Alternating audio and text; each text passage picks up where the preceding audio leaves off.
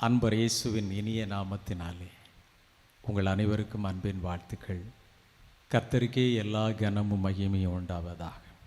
இந்த நாளிலும் கூட கர்த்தருடைய வார்த்தையின் மூலமாய் உங்களை சந்திப்பதிலே மிக்க மகிழ்ச்சி. இந்த நாளிலே கர்த்தருடைய வார்த்தைக்கு நேராய் நாம் கடந்து சொல்வோம். ஓசியா தீர்க்கதரிசியின் புஸ்தகம் அதனுடைய 4ஆம் அதிகாரம் 1ஆம் வசனம் சொல்லுகிறது, இஸ்ரவேல் புத்திரரே, கர்த்தருடைய வார்த்தையை கேளுங்கள். தேசத்து குடிகளுடைய கர்த்தருக்கு வழக்கு இருக்கிறது. அது ஏனென்றால் தேசத்தில் உண்மையும் இல்லை, இரக்கமும் இல்லை, தேவனை பற்றிய அறிவும் இல்லை. ஆண்டவர் சொல்லுகிறார், என் ஜனமாகி இஸ்ரவேல் புத்திரரோடு எனக்கு வழக்கு இருக்கிறது என்று சொல்லி இந்த நாளிலே இந்த வார்த்தையின் மூலமாய் கர்த்தர் நம்மோடு பேசும்படியாய் ஒரு நிமிடம் நம் கண்களை மூடி செபிக்கலாம். எங்கள் அன்பு நேசரே, எப்பொழுதெல்லாம் நாங்கள் சமூகத்தில் வருகிறோமோ, நீர் எங்களுக்கு சமீபமாக இருக்கிற தேவன், எங்களோடு பேசுகிற ஆண்டவர். இந்த நாளிலேயும் இந்த வார்த்தையின் மூலமாக எங்களோடு பேசுங்க.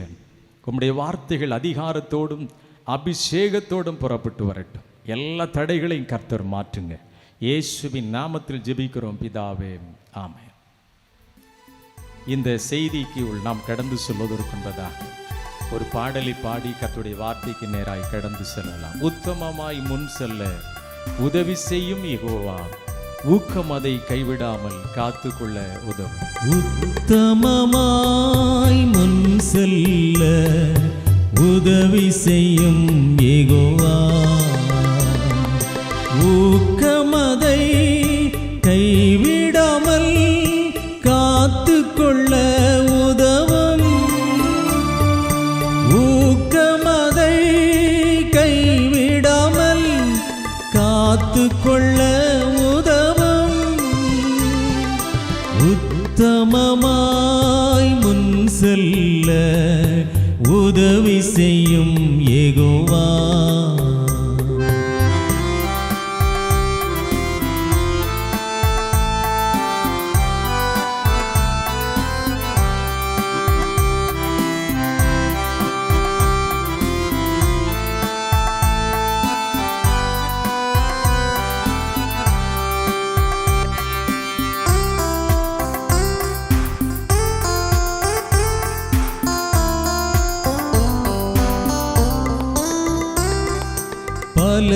பலவிதமாய் சோதனைகள் உலகத்தில் எம்மை வருத்தும். பலவிதமாய் சோதனைகள் உலகத்தில் எம்மை வருத்தும். சாத்தானின் கிரியாஸ்திரங்கள் எண்ண நேரத்தில் தாக்கும். சாத்தானின் கிரியாஸ்திரங்கள் எண்ண நேரத்தில் தாக்கும். உத்தமமாய் முன் செல்ல உதவி செய்யும் யெகோவா,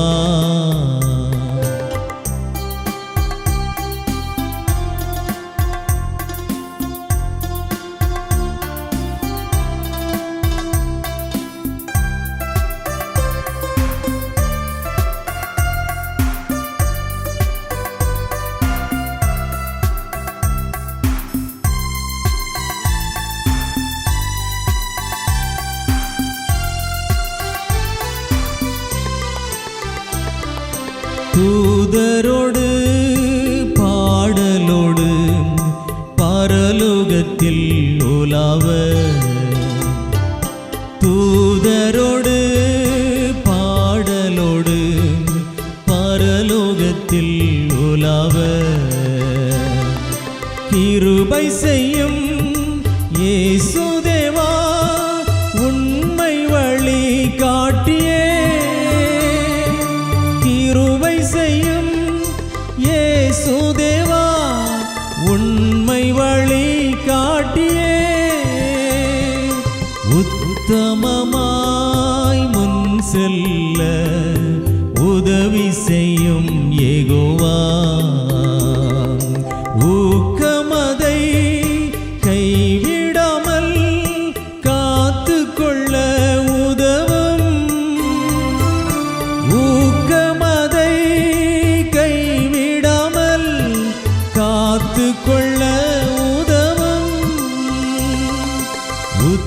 உத்தமமாய் முன் செல்ல உதவி செய்யும் யெகோவா. அன்பானவர்களே, ஆண்டவருடைய வார்த்தை ஓசியா தீர்க்கதரிசியின் மூலமாய் வெளிப்படுகிறது. ஆண்டவர் தம்முடைய ஜனங்கள் மேல் இருந்த ஒரு பாரத்தை ஓசியாவின் மூலமாய் வெளிப்படுத்துகிறார். என்ன வார்த்தை? என் ஜனமாகி இஸ்ரவேல் புத்திரரோடு எனக்கு வழக்கு இருக்கிறது. அவர்களுக்கும் எனக்கும் இருக்கிற அந்த உறவு உடைபட்டு போய்விட்டது. என்னை விட்டு அவர்கள் மாயை பின்பற்றி தூரம் போய்விட்டார்கள். ஆகவே அவர்களுக்கு வழக்கு இருக்கிறது என்று சொல்லுகிறார். பாருங்கள், இந்த உலகத்திலே மனிதனுக்கும் வழக்கு பிரச்சனைகள் இருந்தால் நாம் காவல்துறை அல்லது நீதிமன்றங்கள் மூலமாய் தீர்வை கண்டுகொள்ளலாம். நமக்கு நெருக்கமான தலைவர்கள் வழக்கறிஞர்களை வைத்து அந்த வழக்குகளை நாம் எப்படி தீர்த்து கொள்வது என்று சொல்லி அதற்கான முயற்சிகளிலே நாம் ஈடுபட்டு அந்த வழக்கை நாம் தீர்த்து வைக்கலாம். ஆனால் இங்கே வழக்கு யாருக்கு? தேவனால் அழைக்கப்பட்ட தெரிந்து கொள்ளப்பட்ட தம்முடைய ஜனத்திற்கும் சிருஷ்டிகராகிய ஆண்டவருக்கும் வழக்கு. ஆண்டவர் சொல்லுகிறார், என் ஜனத்தோடு இஸ்ரவேல் புத்திரரோடு எனக்கு வழக்கு இருக்கிறது என்று சொல்லி. ஏன் இந்த வழக்குக்கு காரணம் என்ன? அன்புக்குரியவர்களே, ஆண்டவர் தம்முடைய ஜனங்களுக்காய் பரிதபிக்கிறார். ஐயோ, என் ஜனங்கள் என்னை விட்டு தூரம் போய்விட்டார்களே, என்னோடு அவர்கள் இருந்த உறவை விட்டு பிரிக்கப்பட்டு விட்டார்களே என்று சொல்லி அங்கலாய்க்கிறார். ஏன் இந்த வழக்குக்கு காரணம் என்ன? ஆண்டவர் சொல்லுகிறார், தேசத்திலே உண்மையும் இல்லை. தம்முடைய ஜனங்கள் எல்லா விதத்திலும் உண்மையாயிருக்க வேண்டும், உண்மையோடு ஆண்டவரை ஆராதிக்க வேண்டும், உண்மையோடு கர்த்தரை பின்பற்ற வேண்டும் என்பது ஆண்டவருடைய விருப்பம். ஆனால் தாம் உண்மை உள்ளவர்கள் என்று நம்பி அழைக்கப்பட்ட இந்த ஜனங்கள் உண்மையற்றவர்களாய் மாறிவிடுகிறார்கள். ஆண்டவர் எரேமியா தீர்க்கதரிசியின் புத்தகத்தில் சொல்லுகிறார், என் ஜனங்கள் எண்ணி முடியாத நாட்களாய் என்னை மறந்து விட்டார்கள். ஒரு பெண் தன் ஆபரணத்தையும் ஒரு மணவாட்டி தன் ஆடையும் மறப்பாளோ, என் ஜனங்களோ எண்ணி முடியாத நாட்களாய் என்னை மறந்து விட்டார்கள் என்று சொல்லுகிறார். உண்மையற்ற தன்மை. ஆண்டவர் செய்த ஏராளமான உபகாரங்கள், ஆண்டவர் செய்த ஏராளமான நன்மைகள், விடுதலை, வாழ்வை எல்லாம் மறந்து ஆண்டவருக்கு விரோதமாய் துரோகம் செய்து உண்மையற்றவர்களாய் மாறிவிடுகிறார்கள். இன்றைய கிறிஸ்தவ சமூகத்திலே நாம் பார்க்கும்போதும் திருச்சபை தொடங்கி நம்முடைய குடும்ப வாழ்க்கை, சமூக வாழ்விலே நாம் இன்றைக்கு உண்மையற்றவர்களாயிருக்கிறோம். ஆண்டவர் நம்மிடத்தில் உண்மை உள்ளவர்கள் என்று எண்ணி அநேக பொறுப்புகளை கொடுத்திருக்கிறார், அநேக திறமைகளை கொடுத்திருக்கிறார், அநேக தாளந்துகளை கொடுத்திருக்கிறார். ஆனால் நீங்கள் நானும் சில வேளைகளிலே உண்மையற்றவர்களாய் மாறிவிடுகிறோம். ஆண்டவர் அருமையான தாளந்தின் ஊமைகளை சொல்லும்போது மத்தேயு 25ஆம் அதிகாரத்தில் அந்த 5 தாளந்தை வாங்கினவன் அவைகளை கொண்டு பயன்படுத்தி வேறு 5 தாளந்தை சம்பாதிக்கிறான். 2 தாளந்தை வாங்கினவனுக்கு அவைகளை கொண்டு சம்பாதித்து வேறு 2 தாளந்தை சம்பாதிக்கிறான். ஆனால் 1 தாளந்தை வாங்கினவனோ அந்த எஜமான் மேல முறுமுறுத்து உண்மையற்றவனாய், நீதி அற்றவனாய், அஜாக்கிரதையோடு அந்த தாளந்தை அவன் புதைத்து வைக்கிறான். பாருங்கள், வெகு காலமான போது அந்த எஜமான் திரும்பி வந்து கணக்கு கேட்டபோது அந்த தாளந்தை பயன்படுத்தினவர்கள், உண்மையாய் செயல்பட்டவர்களை அவர் கனப்படுத்துகிறார். சொல்லுகிறார், கொஞ்சத்திலே உண்மையாயிருந்தாய், அநேகத்தின் மேலே உன்னை அதிகாரியாய் வைப்பேன் என்று சொல்லுகிறார். என் அன்பு தேவனுடைய பிள்ளைகளே, நமக்கு இருக்கின்ற ஒரே தாளந்து திறமையை மற்றவர்களோடு நாம் ஒப்பிட்டு பார்க்காதபடிக்கு அதை நாம் உண்மையாய் பயன்படுத்தும் போது பரிபூர்ண ஆசீர்வாதங்கள் நமக்கு உண்டு. உண்மையுள்ள மனிதனை ஆண்டவர் உற்றி நோக்கி பார்க்கிறார். நீதிமொழிகளின் புஸ்தகத்தில் நாம் படிக்கும் போதும் உண்மையுள்ள மனிதன் பரிபூர்ண ஆசீர்வாதங்களை பெறுவான் என்று சொல்லப்பட்டிருக்கு. நீதிமொழி 28:20 உண்மையுள்ள மனிதன் பரிபூர்ண ஆசீர்வாதங்களை பெற்றுக்கொள்கிறான். உண்மையுள்ள ஒரு மனிதனைத்தான் ஆண்டவர் உயர்த்த முடியும். எண்ணாகமத்தின் புஸ்தகம் 12ஆம் அதிகாரம் 7ஆம் வசனத்தில் ஆண்டவர் மோசேயை குறித்து சாட்சி கொடுக்கிறார்.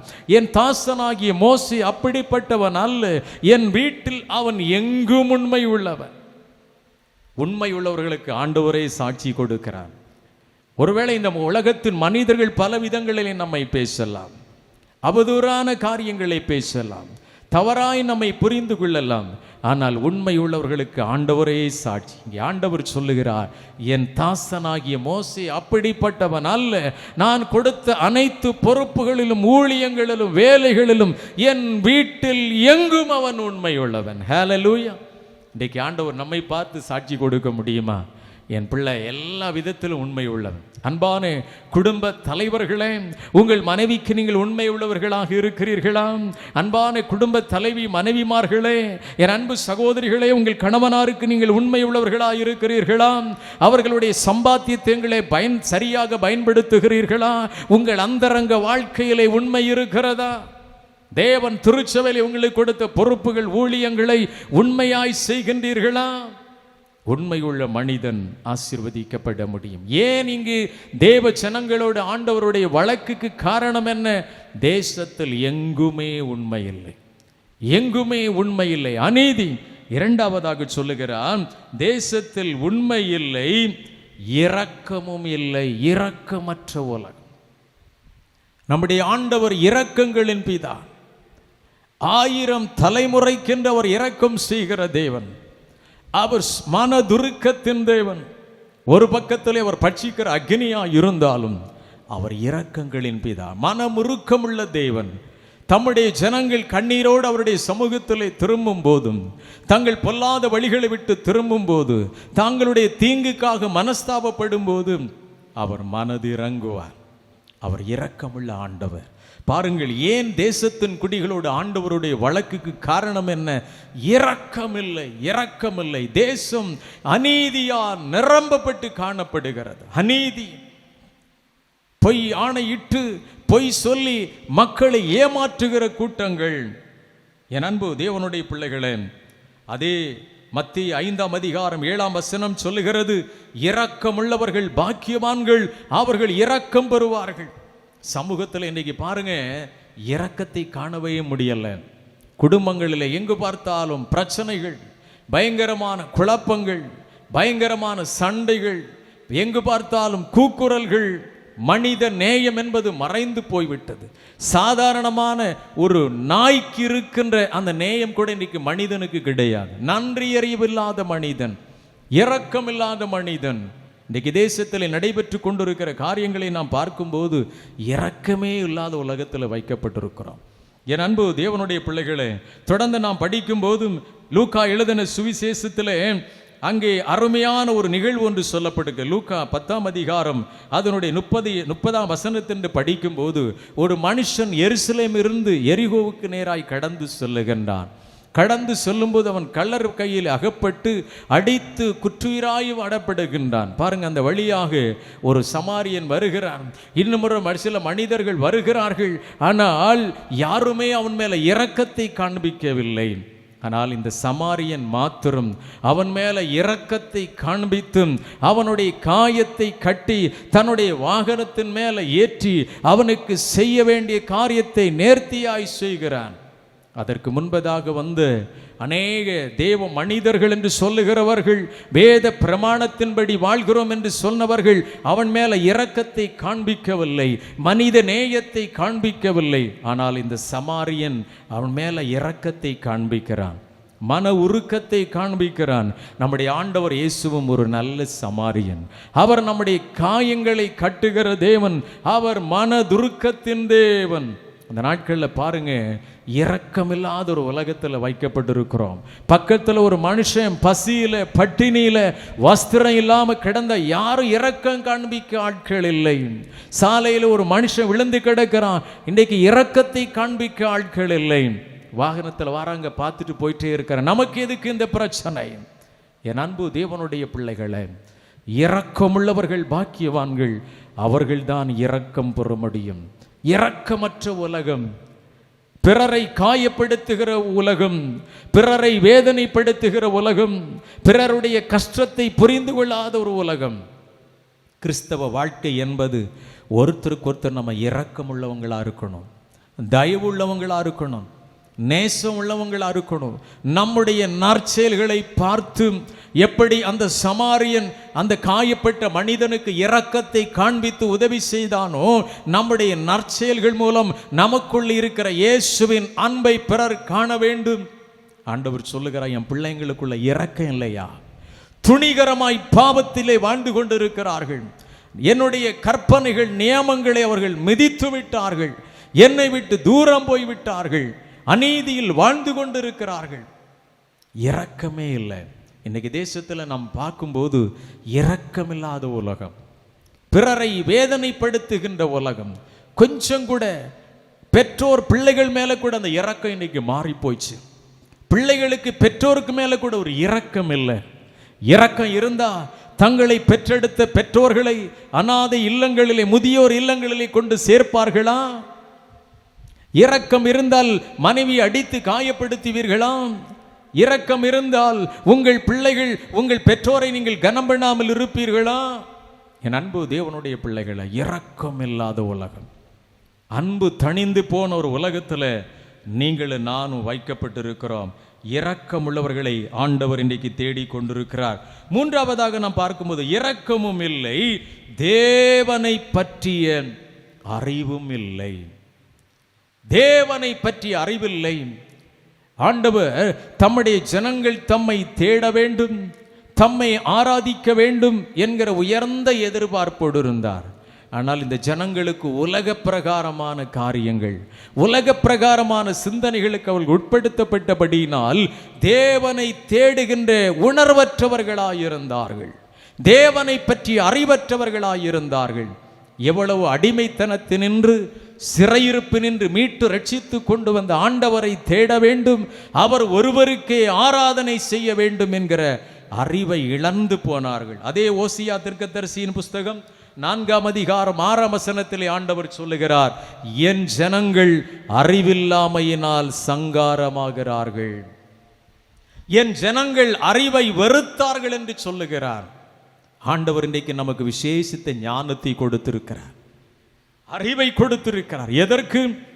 ஆண்டவரை தேட வேண்டும், ஆண்டவரை ஆராதிக்க வேண்டும், உண்மை ஏது, நீதி நியாயம் எது என்பதை அறிந்து வாழ வேண்டும். பவுல் சொல்லுகிறார், அவரை அறிகிற அறிவின் மேன்மைக்காக எல்லாவற்றையும் நஷ்டம் என்று விட்டேன், குப்பையுமா எண்ணுகிறேன். ஆண்டவரை உண்மையா ஒரு மனுஷன் அறிந்து கொள்ளும் போது, அவரை பற்றிய அறிவு தெளிவு ஒரு மனிதனுக்கு இருக்கும்போது, ஒரு நாளும் அந்த மனிதன் ஆண்டவரை விட்டு தூரம் செல்வதற்கு வாய்ப்பே இல்லை.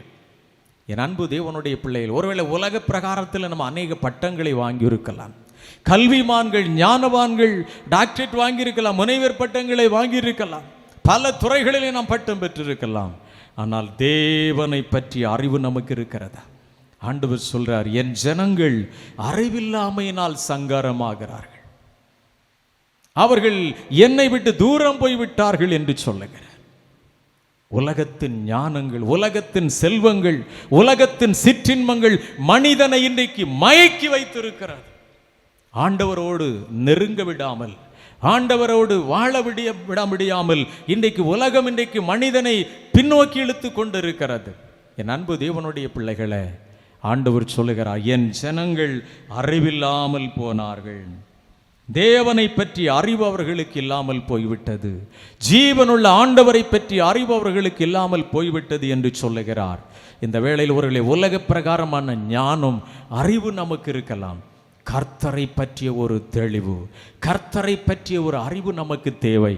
ஒருவேளை இந்த உலகத்தில் உள்ள எல்லாம் அழிந்து போய்விடும், ஆனால் அந்த விலையேறப்பெற்ற ரட்சிப்பை, மீட்பை நாம் அறியாமல் இருப்போமானால், தேவனை பற்றிய ஒரு அறிவு உணர்வு நமக்கு இல்லை என்று சொல்லுவோமானால், நம் வாழ்க்கை தோல்வியாய் முடிந்துவிடும்.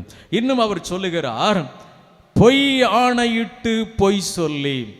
ஏன் ஜனங்களோடு ஆண்டவருக்கு வழக்கு இருக்கிறது?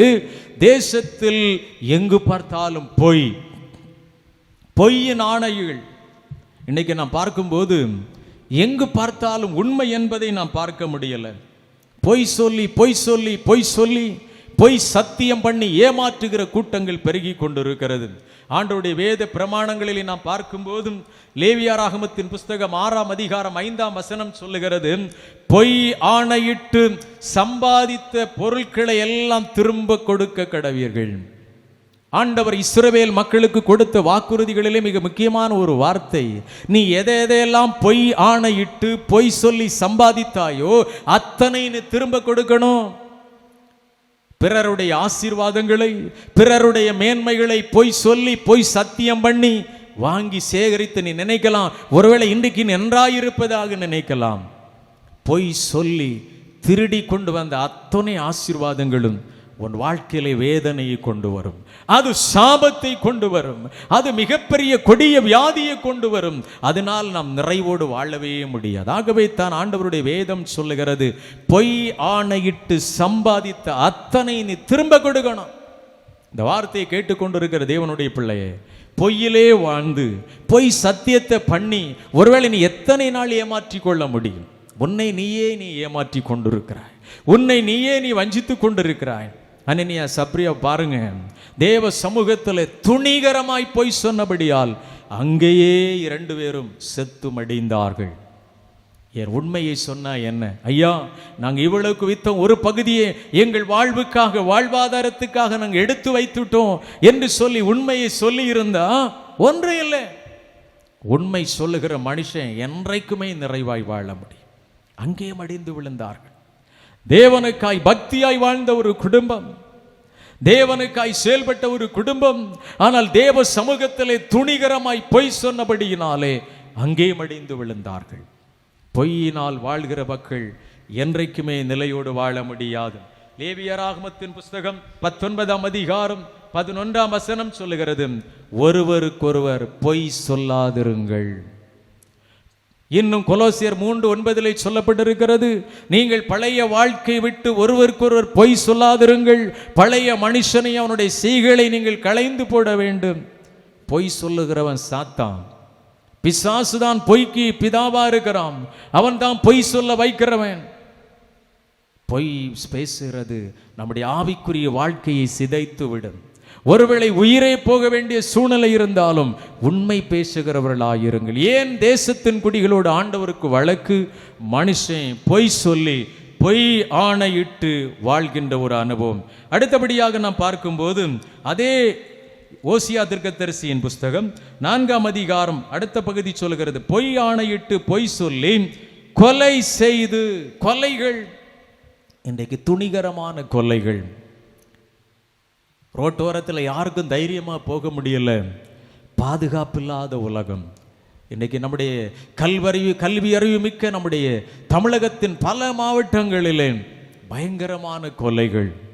எத்தனையோ ஆண்டுகளுக்கு முன்பாக ஏற்பட்ட ஒரு பிரச்சனை, பல ஆண்டுகள் அவனை பழி வாங்கும்படியாய் காத்திருந்து கொலை செய்து விடுகிறார்கள். ஏதோ ஒரு வார்த்தை அதை மன்னித்து பொறுத்து கொள்ள முடியாமல் மனிதன் இன்றைக்கு துணிகரமாய் கொலை செய்து கொண்டிருக்கிறான். ஆதியாகம புத்தகத்திலே கூட காயின் தன்னுடைய சகோதரனாகிய ஆபேலை கொலை செய்கிறான். கொலைகள் இன்றைக்கு எங்கு பார்த்தாலும் கொலைகள். ஒரு உயிரை நாம் கொலை செய்கிறது அது மிகப்பெரிய ஒரு பாவம். அந்த இரத்தப்பழி ஒரு நாள் நம்மை விட்டு நீங்குவதில்லை. என் அன்பு தேவனுடைய பிள்ளைகளே, ஆண்டவர் ஏன் தேசத்தின் குடிகளோடு வழக்கு இருக்கிறது என்று சொன்னால், ஒரு பக்கத்தில் இரக்கம் இல்லை, உண்மை இல்லை, நீதி இல்லை, தேவனை பற்றி அறிவு இல்லை, எங்கு பார்த்தாலும் பொய், பயங்கரமான கொலைகள். மாத்திரமல்ல, ஆண்டவர் சொல்றாரு அடுத்த பகுதியிலே, நீங்கள் விபச்சாரம் பண்ணி மிஞ்சி மிஞ்சி போயிட்டீங்க அப்படிங்கிறாரு. விபச்சாரம் தேவன் அருவருக்கிற மிகப்பெரிய ஒரு பாவம் என்று சொன்னால் அது விபச்சாரம். இது மிகப்பெரிய ஒரு பாவம். பழைய ஏற்பாட்டில் கூட ஆண்டவர் இதை குறித்து அநேக சட்டதிட்டங்களை கொடுத்திருக்கிறான். ஒருவன் தன் மனைவிக்கு விரோதமாக பாவம் செய்யக்கூடாது என்று சொல்லப்பட்டிருக்கிறது. உபாகமத்தின் புஸ்தகம் 5ஆம் அதிகாரம் 8ஆம் வசனம், லேவியராகம 20ஆம் அதிகாரம் 10ஆம் வசனங்களிலே நாம் பார்க்கும் போதும், ஒருவனும் பிறன் மனைவியோடு சேர்ந்து விபச்சாரம் செய்தால் அது மிகப்பெரிய பாவம் என்று சொல்லப்பட்டிருக்கிறது. அவர்கள் 2 பேரும் பழைய ஏற்பாட்டு சட்டத்தின்படி கொலை செய்யப்பட வேண்டும் என்று சொல்லப்பட்டிருக்கிறது. தன்னுடைய அயலானுடைய மனைவியோடு விபச்சாரம் பண்ணுகிற அந்த மனிதனும் விபச்சாரத்திற்கு உடன்படுகிற அந்த ஸ்திரீயும் கொலை செய்யப்பட வேண்டும் என்று சொல்லப்பட்டிருக்கிறது.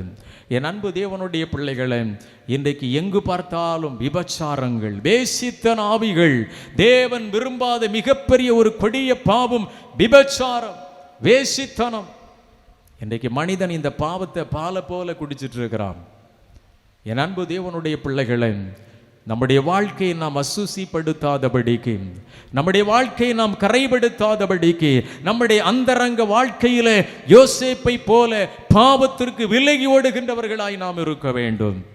யோசேப்பு பாவம், தன்னுடைய அந்த விபச்சாரம் என்கிற பாவம் தன்னை தேடி வந்த போதும் அந்த வஸ்திரத்தை கூட அந்த இடத்துல விட்டு அவன் ஓடி தப்பித்துக் கொள்கிறான். ஏதோ ஒரு பாவம் உங்களை இன்றைக்கு ஆட்கொண்டிருக்கிறதா? கர்த்தர் சொல்லுகிறார், தேசத்தின் குடிகளோடும் எனக்கு வழக்கு இருக்கிறது.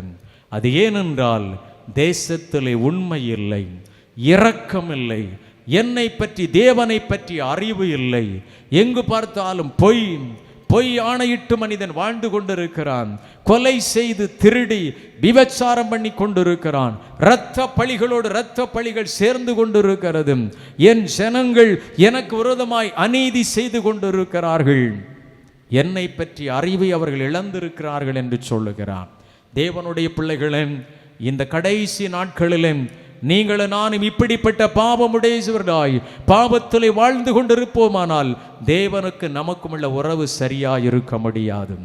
ஆகவே இந்த பாவங்களிலே எது நம்மை ஆண்டவரை விட்டு பிரிக்கின்றது? ஒருவேளை பொய் சொல்லுகிற பழக்கத்தில் நீங்க இருக்கலாம். அந்த பொய்யின் ஆவியை தூக்கி எறிந்து போடுங்க.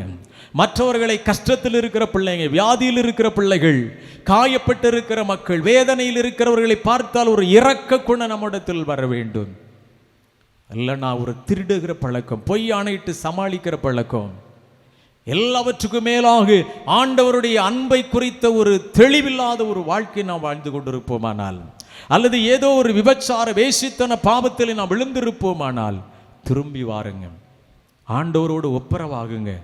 எந்த பாவியும் தள்ளாத தேவன், எந்த மனுஷனையும் பிறந்தள்ளாத ஆண்டவர், அவர் இரக்கங்களின் பிதா, அவர் சமாதானத்தின் ஆண்டவர்.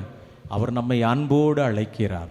வா பாவி, மலைத்து நில்லாதே வா என்று சொல்லி அன்போடு அழைக்கிறார். தன் பாவங்களை மறைக்கிறவன் வாழ்வடைய மாட்டான், அவைகளை அறிக்கை செய்து விட்டு விடுகிறவனோ இரக்கம் பெறுவான். அவர் இரக்கங்களின் பிதா.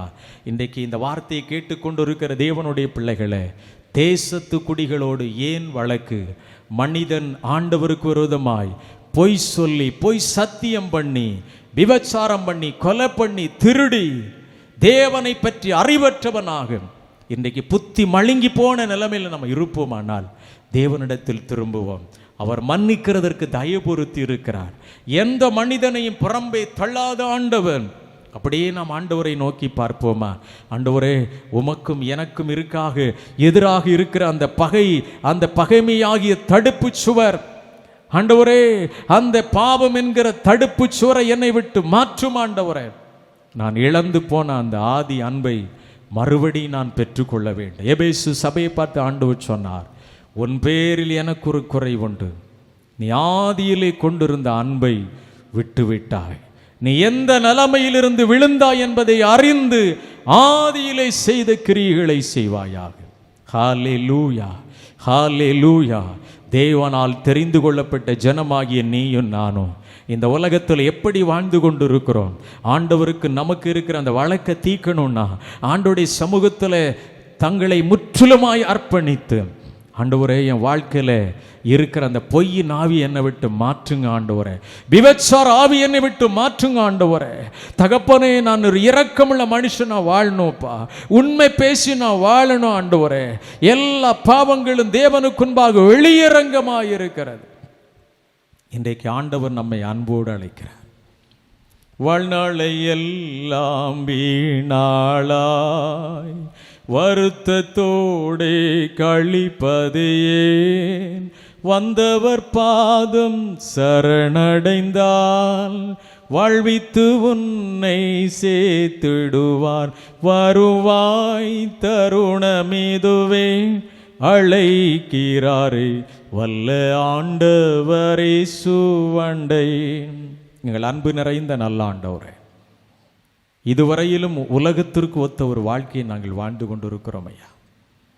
உண்மையற்றவர்களாக, இரக்கமற்றவர்களாய், பொய் சொல்லுகிறவர்களாய், திருடுகிறவர்களாய், கொலை செய்கிறவர்களாய், விபச்சாரம் பண்ணுகிறவர்களாய் மிஞ்சி மிஞ்சி நாங்கள் வாழ்ந்துட்டு இருக்கிறோம்ப்பா.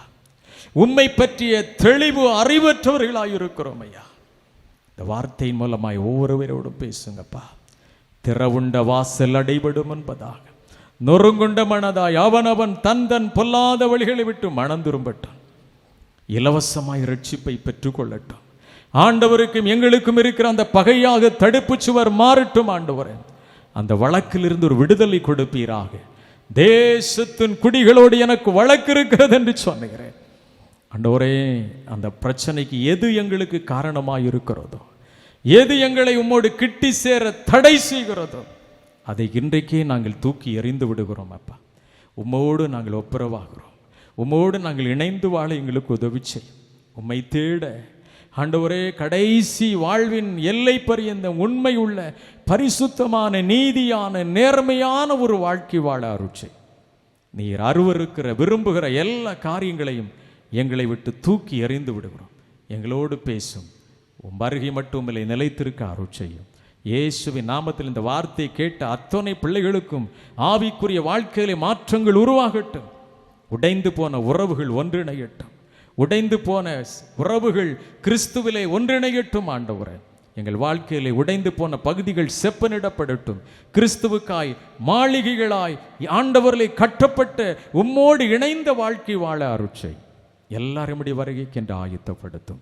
இயேசுவின் நாமத்தில் ஜெபிக்கிறோம் பிதாவே, ஆமென். நாத்துமாவே கர்த்தரை ஸ்தோத்திரி, என் முழு உள்ளமே அவருடைய பரிசுத்த நாமத்தை ஸ்தோத்திரி. என் ஆத்துமாவே கர்த்தரை ஸ்தோத்திரி, அவர் செய்த சகல உபகாரங்களை மறவாதே. ஆம். அல்லேலூயா, அல்லேலூயா, அல்லேலூயா. கர்த்தர் தொடர்ந்து உங்களோடு பேசுவாராக. ஆம்.